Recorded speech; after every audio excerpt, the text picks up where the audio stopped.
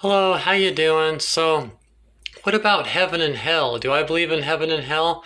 No, I can't believe in heaven and hell. I'm too educated on the Bible and spirituality. There's the the beliefs of heaven and hell. They're too. We know who started it, why they started it. The Bible doesn't. We know that the Bible doesn't teach that. We know at what point we started saying it did. It's just too documented, and we know too much. There's no reason for an educated person to believe that. When Jesus talks about heaven, he said, heaven is like a grain of mustard seed. It's always parables, and these parables never describe a place where you go when you die. Heaven is in the now, and so is hell. They're in the now. They're states of consciousness. When you have the right kind of consciousness, you're more pure and more godly, you might say, even though there's definitely better ways to word it. And when you're real bad, it's more hellish and more devil-like, though there would be better ways to word it. They're just bad. They're bad analogies. Satan is a fictional character, and the idea of the sky daddy up in the sky, it's all fiction. Heaven's fiction, hell's fiction. The Satan with pitchfork, it's all fiction. We know better than that. If you study the Bible scholars, like things that Bart Ehrman and Karen Armstrong and some of these Bible scholars, any of the Bible scholars, there's very few Bible scholars that would support those fundamentalist ideas. And if you listen to them, it's just, how could I believe in that? It's not about that. Life is not a linear path going from birth to death and then from death to heaven or hell. It's a spiral.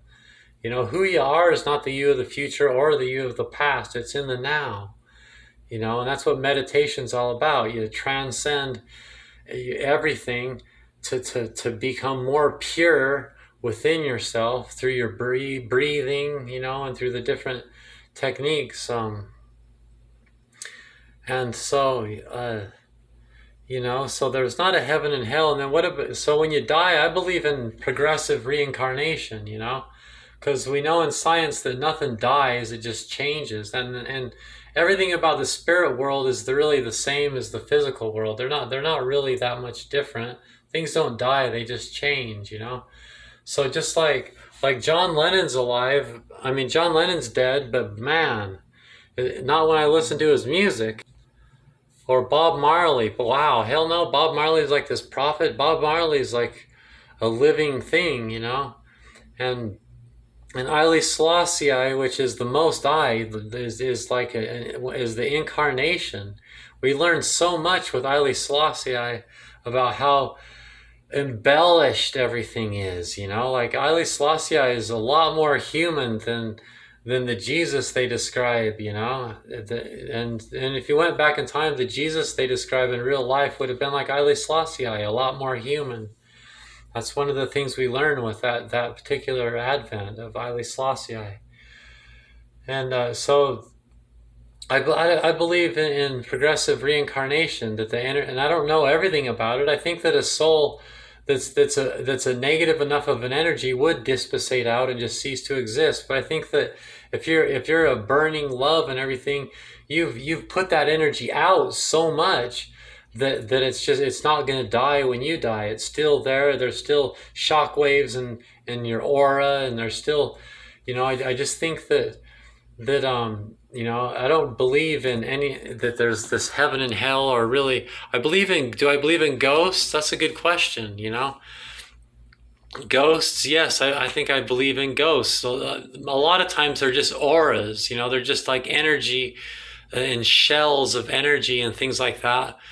But sometimes they can actually inhabit the personality of that thing, through necromancy, through necromancy, a witch can bring back a thing, but it's a very complicated, hard thing to do. You'd have to want it pretty bad, Sometimes ghosts have unfinished business, and on their own volition, I guess is the right word, on their own will, they come back into this through that link that keeps pulling them in with that unfinished business,